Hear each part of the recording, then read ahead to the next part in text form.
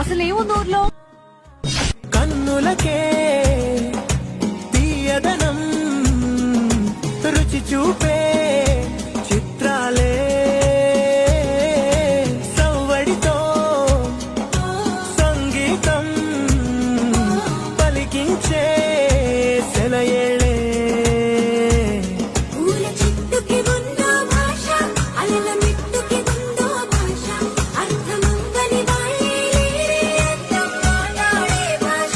పలకరింపే పులకరింపై పిలుపునిస్తే పరవశించడమే మనసుకి తెలిసిన భాష.